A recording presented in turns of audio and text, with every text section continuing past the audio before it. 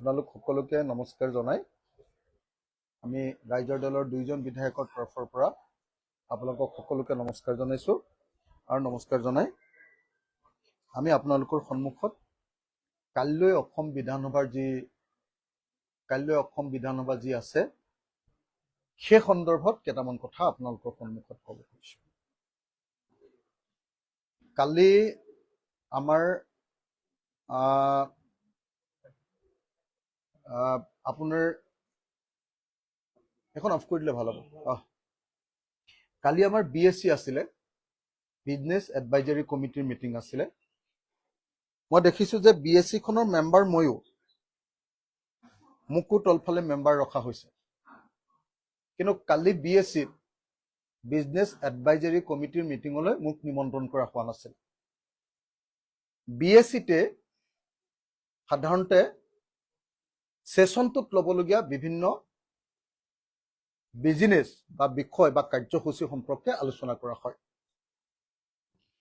কালি দুৰ্ভাগ্যবশতঃ BSCত এটা অত্যন্ত দুৰ্ভাগ্যজনক সিদ্ধান্ত গ্ৰহণ কৰিছে। সেই সিদ্ধান্তটো হ'ল যে এইবাৰৰ পৰা অসম বিধানসভাৰ অধিৱেশনৰ সময়ত কোনোবা বিধায়কে কোনোবা মন্ত্ৰী বা মুখ্যমন্ত্ৰীৰ কথাৰ মাজত যদি মাতে বা বিৰোধী দলৰ দলপতিৰ কথাৰ মাজত যদি মাতে, তেতিয়াহ'লে সেই বিধায়কজনক গোটেই দিনটোৰ কাৰণে ছাছপেণ্ড কৰাৰ সিদ্ধান্ত গ্ৰহণ কৰা হৈছে। এতিয়া প্ৰথম কথাটো হ'ল যে এই সিদ্ধান্ত সম্পূৰ্ণৰূপে অগণতান্ত্ৰিক আৰু এই সিদ্ধান্ত সম্পূৰ্ণৰূপে আমাৰ বিৰোধী পক্ষৰ মুখ বন্ধ কৰিবলৈ লোৱাৰ সিদ্ধান্ত। এই প্ৰস্তাৱ উত্থাপন কৰিছে সংসদীয় পৰিক্ৰমা বিভাগৰ মন্ত্ৰী পীযুষ হাজৰিকাই, আৰু দুৰ্ভাগ্যক্ৰমে এই বিষয়টোৰ ওপৰত তাত উপস্থিত থকা বিৰোধী দলৰ যি নেতৃবৰ্গ যিসকল আছিলে, বিৰোধী দলৰ যিসকল MLA, তেওঁলোকেও ইয়াৰ বিৰুদ্ধে অৱস্থান গ্ৰহণ নকৰিলে। মই কালি BSCৰ যি সিদ্ধান্ত, সেই সিদ্ধান্তক ৰাইজৰ দলৰ সভাপতি হিচাপে, শিৱসাগৰ বিধানসভা সমষ্টিৰ বিধায়ক হিচাপে আৰু লগতে আমাৰ দুইজন বিধায়কৰ হৈ মই কালি BSCত লোৱা সিদ্ধান্তক গৰিহণা দিছো আৰু এই সিদ্ধান্ত উঠাই ল'বৰ কাৰণে দাবী উত্থাপন জনাইছো। আপোনালোকে সকলোৱে জানে যে অসম বিধানসভাত পৰম্পৰাগতভাৱে বিধানসভাখনত বিতৰ্ক হয়। বিতৰ্কৰ মাজত মন্ত্ৰীয়ে কথা ক'লেও কেতিয়াবা মানুহে কোনোবাই উঠি লৈ প্ৰশ্ন উত্থাপন কৰে বা বিতৰ্ক কৰে। মুখ্যমন্ত্ৰীয়ে কথা ক'লেও মানুহে মাজত প্ৰশ্ন উত্থাপন কৰে বা প্ৰাসংগিক বিষয় এটা উত্থাপন কৰি দিয়ে আৰু মুখ্যমন্ত্ৰীয়ে তাৰ উত্তৰো দিয়ে লগে লগে। কিন্তু দুৰ্ভাগ্যজনকভাৱে এই চৰকাৰখনৰ হাতত 102জন বিধায়ক থকাৰ পাছতো ইমান সৰ্বশক্তিমান এখন চৰকাৰে বিশেষত ৰাইজৰ দলৰ মুখ বন্ধ কৰিবৰ কাৰণে, কংগ্ৰেছেতো ইমান মাতবোল নকৰে, বিশেষত ৰাইজৰ দলৰ মুখ বন্ধ কৰিবৰ কাৰণে কালি এই সিদ্ধান্ত গ্ৰহণ কৰিছে। মোৰ কাৰণে এইটো আশ্চৰ্যৰ বিষয় যে কংগ্ৰেছ দলৰ লিডাৰ অফ দ্য অপজিশ্যন আছিলে, তেখেতে কিয় ইয়াৰ বিৰোধিতা নকৰিলে। মোৰ কাৰণে এইটো আশ্চৰ্যৰ বিষয় যে কংগ্ৰেছ দলৰ 3জন নে 4জন বিধায়ক তাত উপস্থিত আছিলে, কিন্তু তেওঁলোকে এই গুৰুত্বপূৰ্ণ অগণতান্ত্ৰিক ফেচিষ্ট সিদ্ধান্তৰ বিৰুদ্ধে কোনো বক্তব্য দাঙি নধৰিলে। আমি লক্ষ্য কৰিছো যে আমাৰ নতুন যিজন স্পিকাৰ আহিলে, অধ্যক্ষ আহিলে, এই স্পিকাৰজনে সদায় বিৰোধী পক্ষৰ মুখ বন্ধ কৰিবৰ কাৰণে সদায় অপচেষ্টা জোৰকৈ চেষ্টা কৰি থকা আমি দেখিবলৈ পাইছো। স্পীকাৰজনৰ পৃষ্ঠপোষকতাত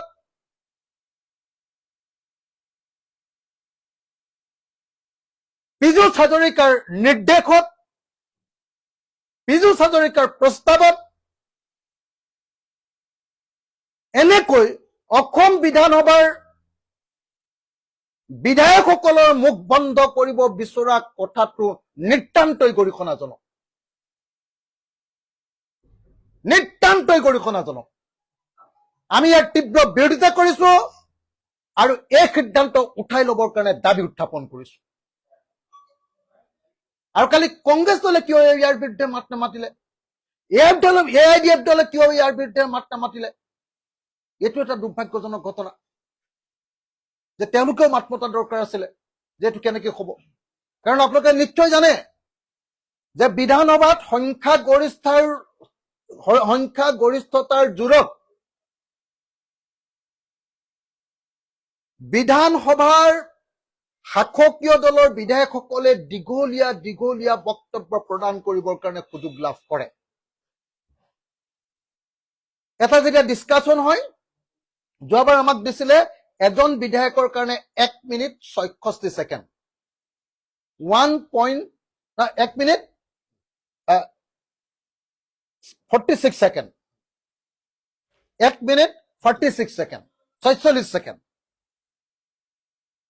1 মিনিট 46 ছেকেণ্ড এজন মানুহে বক্তৃতা দিওঁতে মাননীয় অধ্যক্ষ মহোদয় বুলি কওঁতে 20 ছেকেণ্ড গুচি যায়।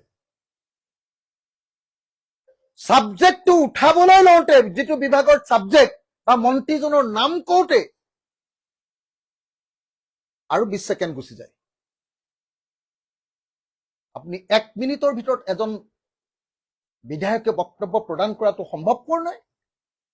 1 মিনিট 46 ছেকেণ্ড দিয়ে, তাৰ ভিতৰত এই 40-46 ছেকেণ্ড আপোনাৰ হেৰি কৰোঁতে গুচি যায়, সম্বোধন কৰোঁতে গুচি যায়, আৰু তাৰপিছত আমি 1 মিনিট মান সময় ক'বলৈ আৰম্ভ কৰিব পাৰো। বাকী যেতিয়া শাসকীয় বিধায়কে যেতিয়া বক্তব্য দি থাকে, আপোনাৰ 10 মিনিট পায় কিন্তু 15 মিনিট বক্তৃতা দি থাকে, তাত ক'বলগীয়া কোনো নাই। কিন্তু আমি যিবিলাকে মাত পাতো, বিশেষকৈ মই আৰু চেয়াৰমান আলীৰ ক্ষেত্ৰত মই দেখিছো, এই দুজন বিধায়কে যেতিয়া আমি কথা ক'বলৈ লওঁ, তেতিয়া কিন্তু তেওঁলোকে একদম 1 মিনিট 46 ছেকেণ্ডতে ঘণ্টা কোবাই আৰু খুব বেছি আমাক আৰু 30 ছেকেণ্ড বেছিকে বা 40 ছেকেণ্ড বা 50 ছেকেণ্ড বেছিকে ক'বলৈ দিয়ে। তাৰমানে আমি 2 মিনিট 2.5 মিনিট সময় বক্তৃতা দিবলৈ পাওঁ। যি সময়ত অসম বিধানসভাত 102 জন বিধায়ক চৰকাৰী পক্ষৰ আছে, বিৰোধী পক্ষত আছো মাত্ৰ 22 জন। 24 জন বিৰোধী পক্ষত আছো মাত্ৰ 24 জন। 24 জন বিধায়কক মুখ বন্ধ কৰিবৰ কাৰণে, তেওঁলোকে মাত মাতিব নোৱাৰিবৰ কাৰণে, তেওঁলোকে যাতে বিধানসভাত প্ৰাসংগিক প্ৰশ্ন উত্থাপন কৰিব নোৱাৰে, তাৰ কাৰণে স্পীকাৰ ৰঞ্জিত দাসৰ পৃষ্ঠপোষকতাত, ৰঞ্জিত দাস ডাঙৰীয়াৰ পৃষ্ঠপোষকতাত আৰু মুখ্যমন্ত্ৰী হিমন্ত বিশ্ব শৰ্মাৰ নিৰ্দেশত তথা পীযুষ হাজৰিকা কি কয় সংসদীয় পৰিক্ৰমা মন্ত্ৰীৰ ইছাৰাত আজি এই কাম কৰা হৈছে। এইটো দুৰ্ভাগ্যজনক ঘটনা। আপোনালোকে নিশ্চয় দেখে যে লিডাৰ অফ দ্য হাউচ বুলি কৈ আমি যেতিয়া এটা বিষয় 1 মিনিট 46 ছেকেণ্ডত উত্থাপন কৰো, অসমৰ মুখ্যমন্ত্ৰীয়ে মিনিমাম 1 ঘণ্টা, 1.5 ঘণ্টা, 2 ঘণ্টা সময় বক্তৃতা প্ৰদান কৰে। আৰু 2 ঘণ্টা সময় বেছি দৰকাৰী কথা একোৱে নকয়, বিৰোধী পক্ষক খালি গালি পাৰে।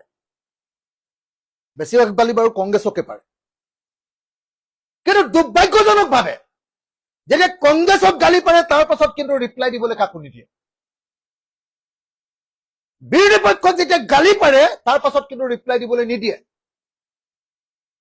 এতিয়া এওঁলোকে ক'ব কৈছে স্পীকাৰে যে মুখ্যমন্ত্ৰীয়ে কথা ক'লে তাৰ পাছত কিবা ক'লে ক'ব পাৰিব। কোনোবা দিন দিয়ে নেকি আমাক কথা ক'বলৈ? মুখ্যমন্ত্ৰীয়ে কথা কোৱাৰ পাছত মুখ্যমন্ত্ৰীয়ে কথা কয়, স্পীকাৰে অধিৱেশন খতম কৰি দিয়ে। সেইটো সেশন খতম কৰি দিয়ে, সেইটো বিষয় খতম কৰি দিয়ে, শেষ কৰি দিয়ে, তেওঁ উঠি যায়। তেতিয়াহ'লে সেইকাৰণে আমি স্পষ্টভাৱে কৈছো যে য'ত বিৰোধী পক্ষ সঁচা আচলতে বিধানসভাখন হ'ব লাগে বিৰোধী পক্ষৰ কাৰণে, বিধানসভাত বেছিকে কথা ক'বলৈ দিব লাগে বিৰোধী পক্ষৰ কাৰণে, কিন্তু ৰঞ্জিত দাস ডাঙৰীয়া অহাৰ পাছত বিৰোধী পক্ষক কেনেকে এটাও শব্দ ক'বলৈ দিব নোৱাৰে। যোৱাবাৰটো তেওঁ বক্তব্য দাঙি ধৰিছে যে মই গোটেই সেশনটোৰ কাৰণে খেদি দিম। এইবাৰ BSCত পাছ কৰাই লৈছে, কালি 3 দিনৰ কাৰণে খেদি দিয়াৰ সিদ্ধান্ত ল'ব খুজিছিলে, তাৰপিছত কথা বতৰা পাতি 1 দিনৰ কাৰণে সিদ্ধান্ত গ্ৰহণ কৰিছে। মই এই কাণ্ডৰ কাৰণে অসম চৰকাৰক নিন্দা কৰিছো, পীযুষ হাজৰিকাক নিন্দা আৰু গৰিহণা দিছো, অসমৰ মুখ্যমন্ত্ৰীক নিন্দা আৰু গৰিহণা দিছো, আৰু অসমৰ আমাৰ অধ্যক্ষ ডাঙৰীয়া, বিধানসভাৰ অধ্যক্ষ ডাঙৰীয়াক এনেকুৱা এটা অগণতান্ত্ৰিক সিদ্ধান্ত ল'বৰ কাৰণে পৃষ্ঠপোষকতা কৰাৰ কাৰণে তেখেতকো আমি নিন্দা কৰিছো আৰু এই সিদ্ধান্ত উঠাই ল'বৰ কাৰণে দাবী জনাইছো। মই লগতে একেলগতে অসমৰ মুখ্যমন্ত্ৰী ডাঙৰীয়াক অনুৰোধ কৰিব খুজিছো, মুখ্যমন্ত্ৰী ডাঙৰীয়া আপুনি নিজে এই ক্ষেত্ৰত হস্তক্ষেপ কৰক। আপুনি আনে বক্তব্য দি থাকিলে 10 বাৰ কথা কয়, আন মানুহে যদি ইম্পৰ্টেণ্ট কিবা কথা কয় তাৰ মাজত আটাইতকৈ বেছি যদি কোনোবাই মাতে সেইজন হল অসমৰ মুখ্যমন্ত্ৰী।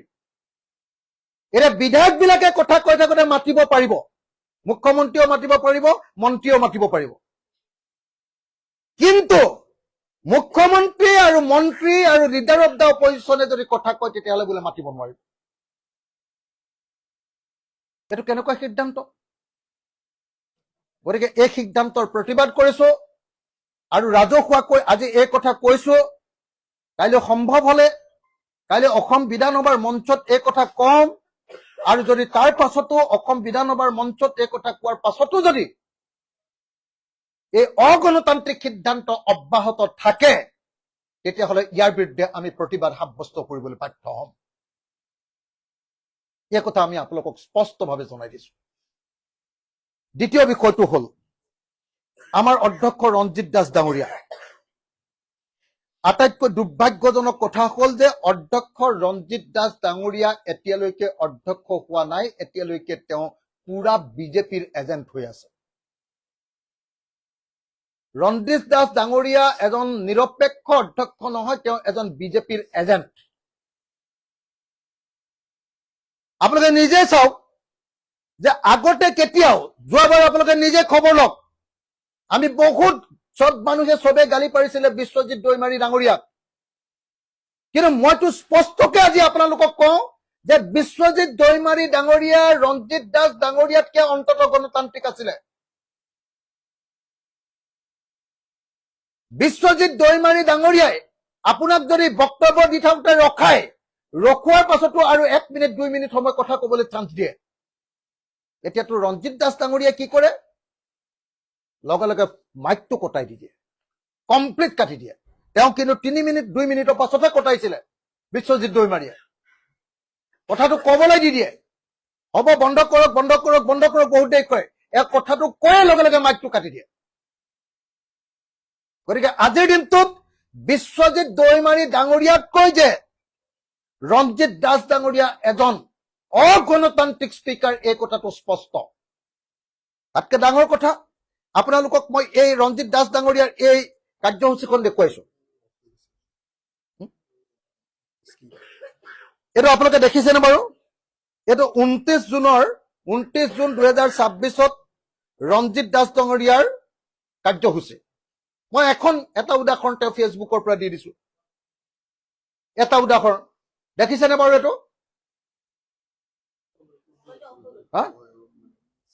এইটো দেখিছেনে বাৰু? দেখিছে? ইয়াত আপোনালোকে যদি চাই তেওঁৰ দিনটোৰ কাৰ্যসূচীটো মই গাই দিছো। আজিৰ দিনটোৰ কাৰ্যসূচী 29 জুন 2026 সোমবাৰ পুৱা 11 বজাত ভোগেশ্বৰী মন্দিৰৰ কাৰ্যসূচীত অংশগ্ৰহণ, স্থান বজালি। দিনৰ 12:30 বিজেপি মথনগুৰি মণ্ডল কাৰ্যসূচীত অংশগ্ৰহণ, স্থান জাখলিপাৰ বাক্সা। ক'ত এইটো? জাখলিপাৰ বাক্সাত তেওঁ বিজেপিৰ মণ্ডল মথনগুৰি মণ্ডলৰ কাৰ্যসূচীত অংশগ্ৰহণ কৰিব। তাৰ পাছত বিয়লি 2:30 ভবানীপুৰ সামূহিক স্বাস্থ্য কেন্দ্ৰৰ নতুন পৰিচালনা সমিতিৰ সৈতে বৈঠকত অংশগ্ৰহণ, স্থান সৰুপেটা ভবানীপুৰ। আৰু বিয়লি 4 বজাত বৰপেটা বিজেপিৰ কাৰ্যালয়ত আয়োজিত কাৰ্যকৰ্তা সন্মিলনত অংশগ্ৰহণ, স্থান বৰপেটা। ৰঞ্জিত দাস বিধায়ক, ভবানীপুৰ সৰভোগ সমষ্টি। এইটো হ'ল ৰঞ্জিত দাস ডাঙৰীয়া অধ্যক্ষ এজনৰ কাৰ্যসূচী। মই এখন উদাহৰণ দিছো, সদায় একেটা কাম তেওঁ কৰে, সদায় তেওঁ এইটো কামেই কৰে, সদায় তেওঁ এইটো কামেই কৰে। তেওঁ কি কাম কৰে? তেওঁ সদায় বিজেপিৰ মিটিঙত অংশগ্ৰহণ কৰে। আটাইতকৈ ডাঙৰ কথা, বিজেপিৰ এই যে বাক্সা জিলাত গৈ অংশগ্ৰহণ কৰিছে, তেওঁ ভবানীপুৰ সমষ্টিত গৈ অংশগ্ৰহণ কৰিছে, বজালী সমষ্টিত গৈ যে তেওঁ অংশগ্ৰহণ কৰিছে, এইবিলাকতো বাদেই আটাইতকৈ ডাঙৰ কথা, বিজেপিৰ হেডকোৱাৰ্টাৰ, ষ্টেট হেডকোৱাৰ্টাৰ, তাত হোৱা নীতিগত বৈঠকতো তেওঁ অংশগ্ৰহণ কৰে। কিন্তু আপোনালোকে সকলোৱে জানে যে অধ্যক্ষ হোৱাৰ পাছত কেতিয়াও এজন অধ্যক্ষই কেতিয়াও ৰাজনৈতিক দলৰ সভাত অংশগ্ৰহণ নকৰে।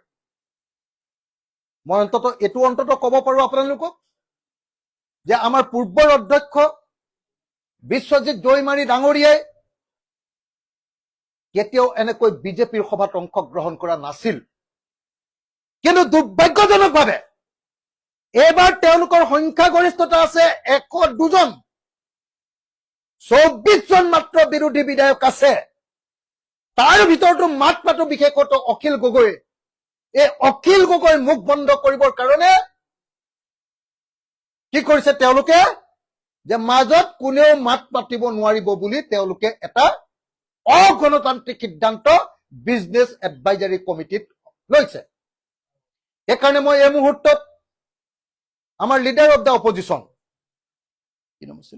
ৱাজেদ আলী চৌধুৰী দাদাক অনুৰোধ কৰিব খোজো যে ৱাজেদ দা, লিডাৰ অফ দ্য অপজিশ্যন হৈ আপুনি কালিৰ এই বিএছচিৰ এই অগণতান্ত্ৰিক সিদ্ধান্তৰ বিৰোধিতা নকৰাটো এইটো দুৰ্ভাগ্যজনক ঘটনা। সেইকাৰণে এই মুহূৰ্তত মই APCCৰ সভাপতি গৌৰৱ গগৈক ক'ব খোজো যে গৌৰৱ গগৈ ডাঙৰীয়া, আপোনাক আমি দেখো লোকসভাত আপুনি যেতিয়া অমিত শ্বাহে বক্তৃতা দিয়ে, আপুনি যেতিয়া প্ৰধানমন্ত্ৰীয়ে বক্তব্য দিয়ে, আপোনালোকৰ বিৰোধী বিধায়কবিলাকে, MP বিলাকে, আনকি আপুনিও তাত আপোনালোকে প্ৰতিবাদ কৰে, মাত মাতে।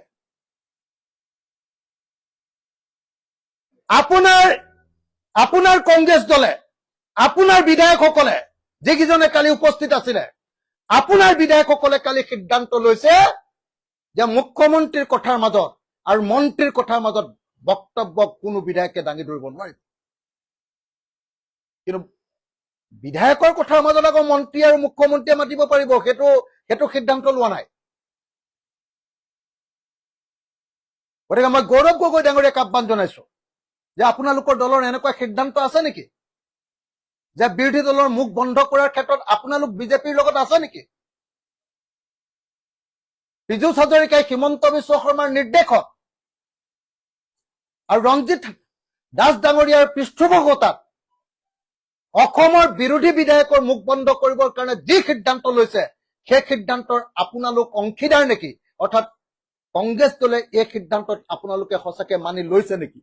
যদি নাই লোৱা, মই APCCৰ সভাপতি গৌৰৱ গগৈ ডাঙৰীয়াক ৰাজহুৱাকৈ সংবাদমেলৰ জৰিয়তে আহ্বান জনাইছো যে কালি আপোনালোকৰ 3-4জন বিধায়কে পীযুষ হাজৰিকাৰ কথাত হয় ভৰ দি BSCত মন্ত্ৰী আৰু মুখ্যমন্ত্ৰীৰ কথাৰ মাজত কোনেও মাতিব নোৱাৰিব বুলি, আৰু তাৰ কাৰণে কোনোবাই মাতিলে এক্সপেল কৰা হ'ব বুলি যি সিদ্ধান্ত দি থৈ আহিছে, এইটো কংগ্ৰেছ দল আৰু বিজেপি দলৰ লগতে একেই সিদ্ধান্ত নেকি? এইটো গৌৰৱ গগৈ আমাক জনাব লাগে। যদি একে পানীৰে মাছ, তেতিয়াহ'লে সেই কথাটো আমাক জনাব লাগে, হয়নে নহয়?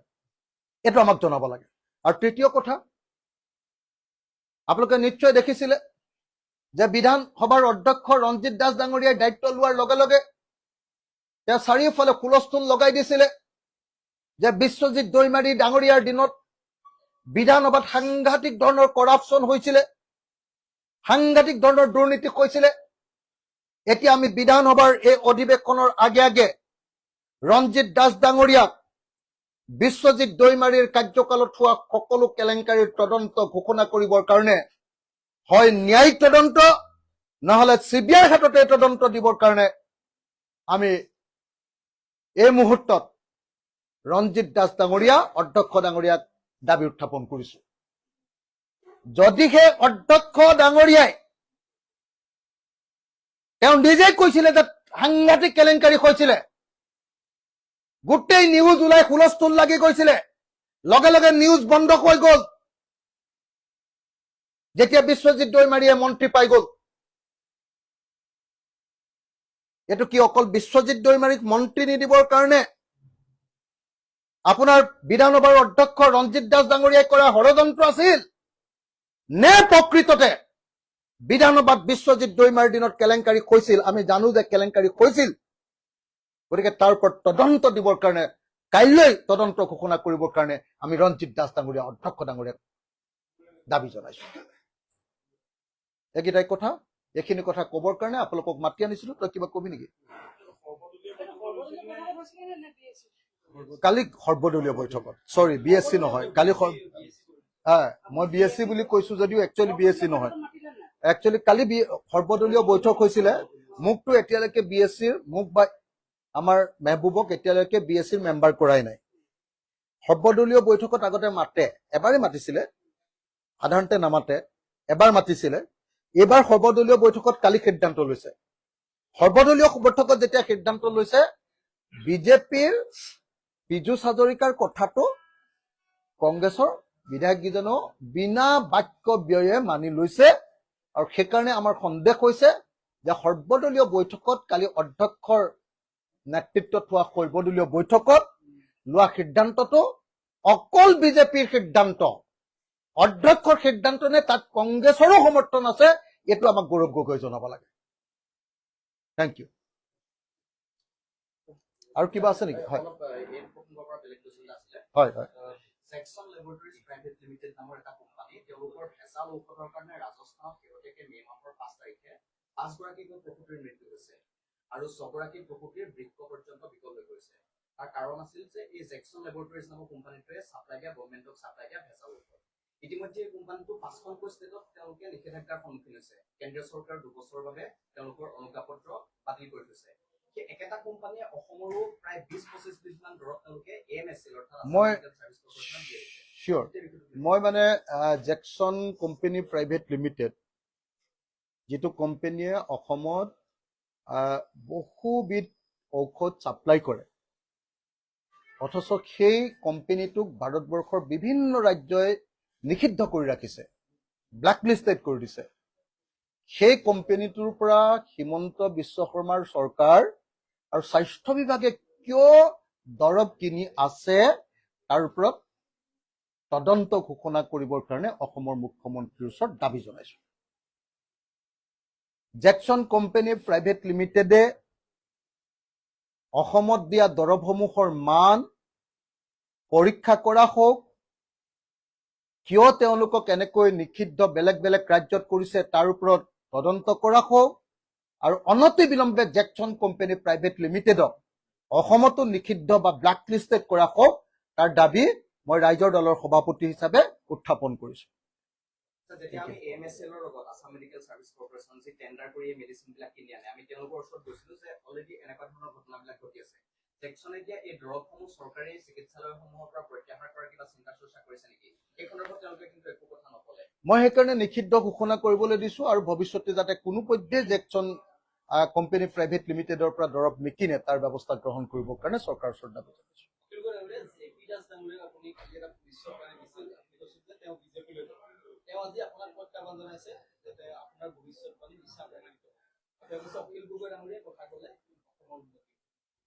মই আপোনালোকক এটা কথা কওঁ, বেলেগ কথা একো নকওঁ। মানে জেপিয়ে কালি নে পৰহি মোক কিবা এটা গালি দিছে, হয়নে? জয়প্ৰকাশ ন, জ্যোতিপ্ৰকাশ নে জয়প্ৰকাশ? জয়প্ৰকাশ জয়প্ৰকাশ দাস নাওবৈচা তেওঁ মোক এটা গালি দিছে, কিবা এটা গালি দিছে, কি অখিল গগৈয়ে নকয় কি নে কিবা এটা কৈছিলে, পাৰ এনেকুৱা ধৰণৰ, তেওঁক আজি এটা কয় কালি এটা কয়, এনেকুৱা ধৰণৰ বক্তব্য এটা দিছে। মানে মোক এজন সন্দেহজনক ব্যক্তি, মানে মই কথা বদলাই থকা ব্যক্তি বুলি কৈছে। কিন্তু মইতো আপোনালোকক এটা কথা কওঁ যে অসমত আটাইতকৈ স্থিৰভাৱে বিজেপি চৰকাৰক আক্ৰমণ কৰা, সমালোচনা কৰা আৰু সেই চৰকাৰ উফৰাই দিবলৈ কাম কৰা মানুহৰ ভিতৰত আটাইতকৈ এজন ইম্পৰ্টেণ্ট মানুহ মই অখিল গগৈ। মই যেতিয়ালৈকে নমৰো তেতিয়ালৈকে কেতিয়াও বিজেপিলৈ নাযাওঁ। মই যেতিয়ালৈকে জীয়াই থাকিম মই মোৰ নিজৰ আদৰ্শত জীয়াই থাকিম আৰু কেতিয়াও বিজেপিৰ লগত কম্প্ৰমাইজ নকৰো। কিন্তু জে পি দাস নামৰ এই ল'ৰাজন, মই যিমান দূৰ জানো, তেওঁতো কংগ্ৰেছৰ বহু মন্ত্ৰী আৰু বিধায়কৰ লগত অনবৰতে উঠা নমা কৰে। বিজেপিৰ বহু মন্ত্ৰী বিধায়কৰ লগত অনবৰতে উঠা নমা কৰে। যেনেকে ধৰক সুশান্ত বৰগোহাঁই, যেনেকে ধৰক মানৱ ডেকা, যেনেকে ধৰক আপোনাৰ কি কয় সুৰুজ, কি কয় এই আমাৰ সুৰুজ দিহিঙীয়া, যেনেকে ধৰক পীযুষ হাজৰিকা, যেনেকে ধৰক হিমন্ত বিশ্ব শৰ্মা। গতিকে জে পি দাস কংগ্ৰেছ নে বিজেপি ভিতৰৰ পৰা আপুনি লগ পালে কোনেও ধৰিব নোৱাৰে, কোনেও গমেই নাপায়। সেইকাৰণে মই জে পি দাসক কৈছো, মই জ্যোতিপ্ৰসাদ দাসক সেইকাৰণে কৈছো, জয়প্ৰকাশ দাসক সেইকাৰণে কৈছো যে জয়প্ৰকাশ দাস ডাঙৰীয়া, মইতো জীৱনৰ মৃত্যুৰ দিনটোলৈকে সদায় মোৰ আদৰ্শ বজাই ৰাখিম। আপুনি এই অহা 5 বছৰ খালি বিজেপিত জইন নকৰিলে হ'ল। আপোনাৰ এই 5 বছৰৰ ভিতৰতে আপোনাৰ জুলুঙাৰ মেকুৰীটো যে ওলাই যাব, এইটো কনফাৰ্ম মই। আপুনি যে যিকোনো সময়তে বিজেপিৰ লগত বুজাবুজিত থাকিব আৰু যিকোনো সময়তে যে বিজেপিত যোগদান কৰিব, মই কৈ থলো আজি আপোনালোকক, এইটো ভৱিষ্যতবাণী কৈ থলো যে 5 বছৰ জে পি দাসে, জ্যোতিপ্ৰসাদ দাসে, কি কয় জয়প্ৰকাশ দাসে, কোনো পধ্যে জয়প্ৰকাশ দাসে 5 বছৰ কংগ্ৰেছত থাকিব নোৱাৰে, তেওঁ বিজেপিলৈ যাব। আপোনালোকে হয় নে নহয় মোৰ এই ভৱিষ্যতবাণী আপোনালোকে নিজে চাই ল'ব। মানুহকতো আমি বহুত দেখিছো, কাৰ লগত কাৰ কি সম্পৰ্ক আমিতো পুৰা জানো। গতিকে জে পি দাসৰ কাহিনীটো আপোনালোকে অহা 5 বছৰ আপোনালোকে নিজে দেখিবলৈ পাব যে 5 বছৰত জে পি দাস থাকেনে, নে জে পি দাস সুশান্তৰ নিচিনাকে, জে পি দাস ৰূপজ্যোতি কুৰ্মীৰ নিচিনাকে, জে পি দাস কমলাক্ষ দে প্ৰকাশৰ নিচিনাকে, জে পি দাস আপোনাৰ বসন্ত দাসৰ নিচিনাকে, জে পি দাস